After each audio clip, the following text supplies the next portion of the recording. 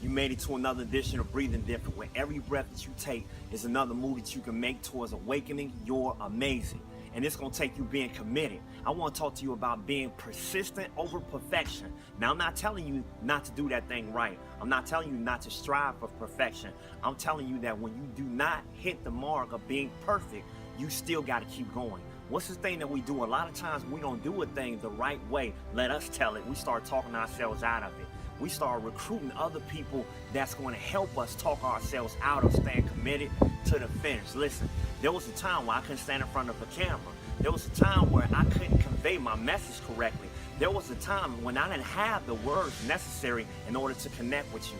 But I stayed persistent over perfection. I made mistakes. I'm not perfect. I stayed in the game and I stayed in the race. And that's the thing that you got to make sure that you're doing. Stop talking yourself out of being committed. Stop telling yourself that you don't have to finish, because you really do. There is a door that you're standing in the threshold of that you have to walk through. And the only way that you're going to keep moving forward is you got to keep doing what you're doing. I'm not telling you that you shouldn't get help. I'm not telling you that you shouldn't get coaching. I'm not telling you that you shouldn't review your map, your blueprint that's going to take you where you want to go.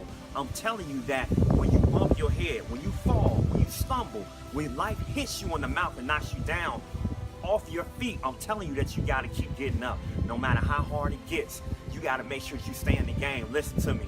The harder you work, the harder it's going to be for you to surrender.